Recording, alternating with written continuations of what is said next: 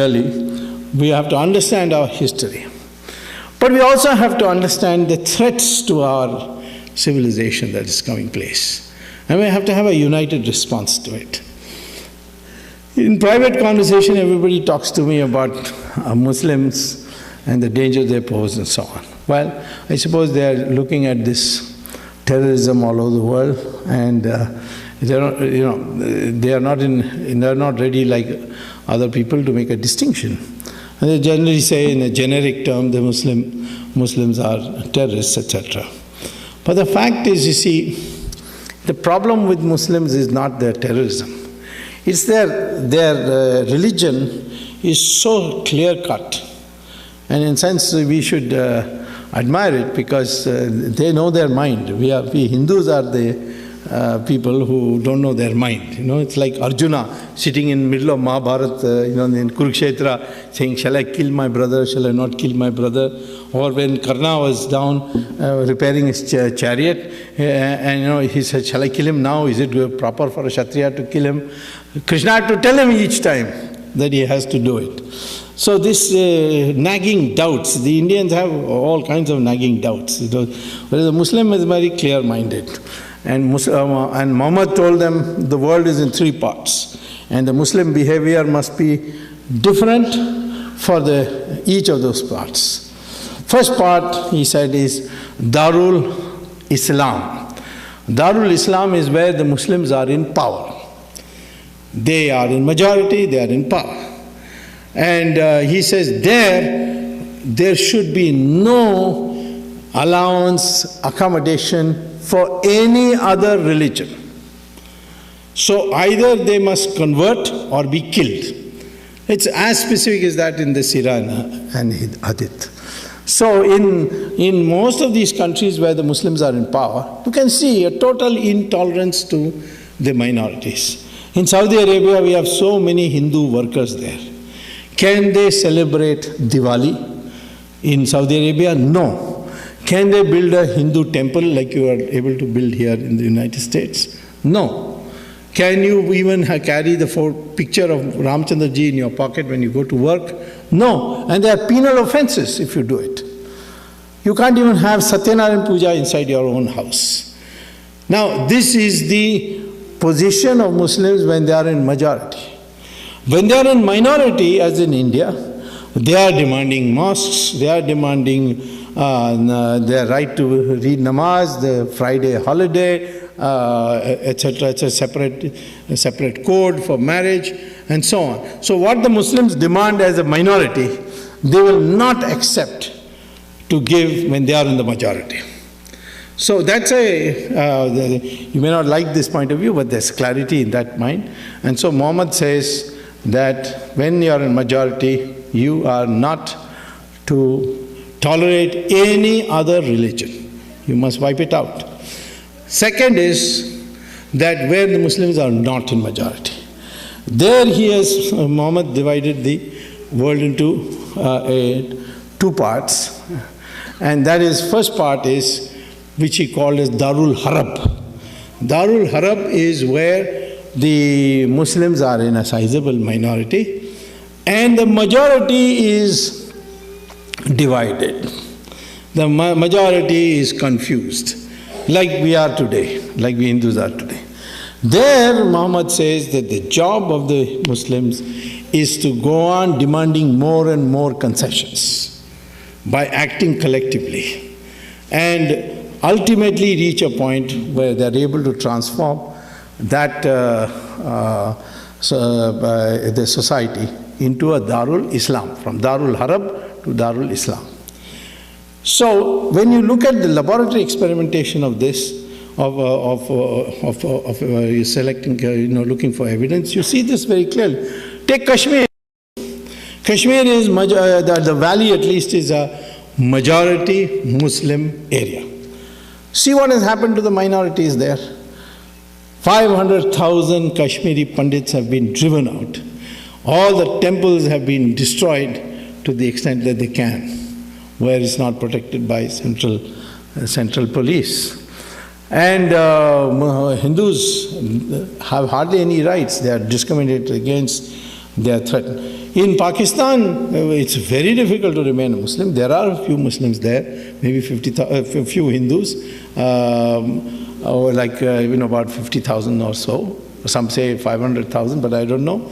But those who come from there tell horrible stories of what happens to them. In Bangladesh, in 1947, there were 32% of the population were Hindus. Today it's only 7%. Nobody talks about it. You see, they talk about Gujarat every day, but they will not talk about what's happening in Bangladesh. And it's not only states and countries. Even districts you will see this. If you go to, say, Mau in Uttar Pradesh, you can see it. Even you go to Kerala, in Malappuram, the Hindus are living there in utter fear. And they invited me recently to address a meeting, and I did go.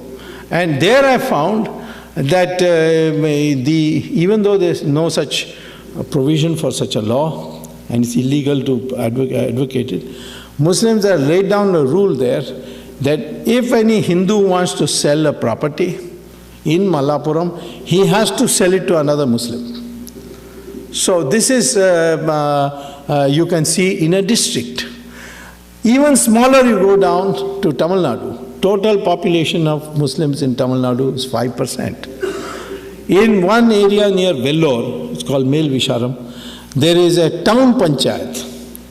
In the town panchayat, there's 75% Muslim. And the local body's election, they come to power in the administration of that town panchayat.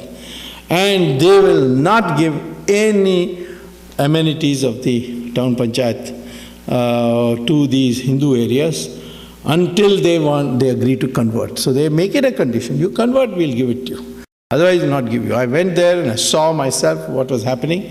So I went to the court and got a court order. Now, of course, the matter is rectified. But I can't do this on a micro basis. I did it as an example, but this is what's happening. This is the mindset of the Muslim. And finally, Muhammad says, if you are in a minority and the majority is united, then Muhammad says, surrender and don't argue with the minority. And that's what we see in countries where the majority is united. Australia, one day, Imam said that, I can't, it's intolerable to have a uniform civil code with the Christians in Australia. We need our own Sharia. And I appealed to the Prime Minister to give us Sharia.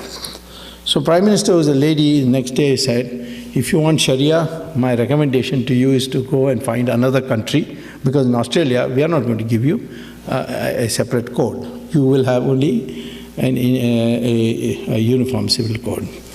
Now, immediately the following day, all the Muslim organizations passed a resolution saying that this Imam is an idiot or is an imbecile, he doesn't represent us. We are very happy with uniform civil code. So in Australia, the Muslims will accept uniform civil code, but not in India. And this, in the United States also, you can't have a separate, although there are heavy efforts going on.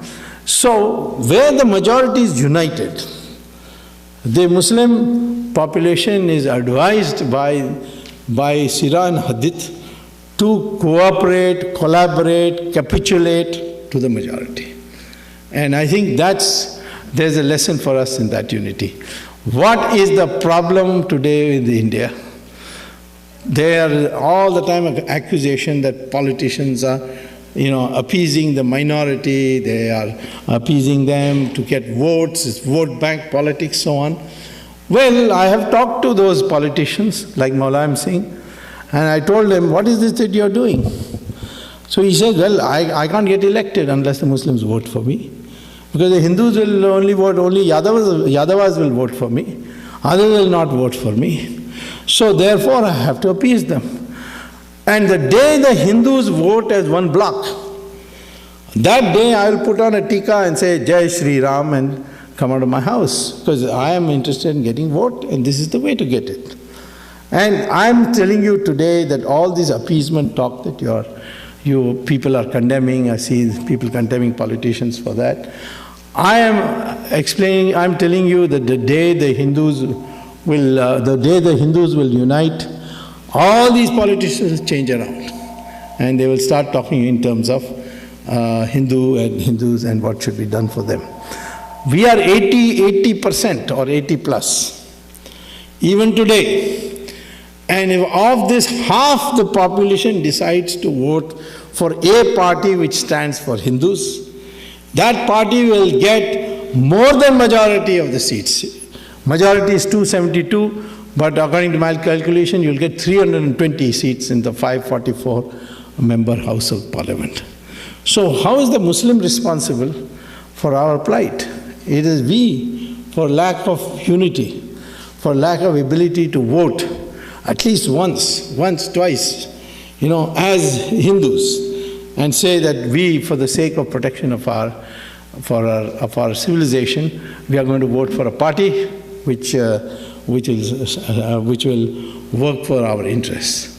Certainly that party cannot be Congress, because the Congress today has been taken over by Sonia Gandhi, who is answerable only to the Vatican, and she promotes Christian missionary activity. We are not against Christians. Christians can propagate as much they like in India, but we don't want foreign missionaries to come here to India and poke their noses into our internal affairs.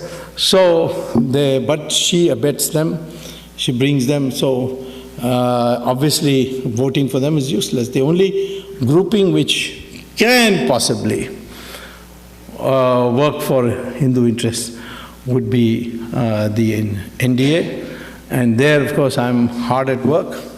Certainly I can tell you, if both Modi and myself get together inside I'm already there, but in terms of decision making, there should be no doubt in anybody's mind that Hindu interests will not suffer.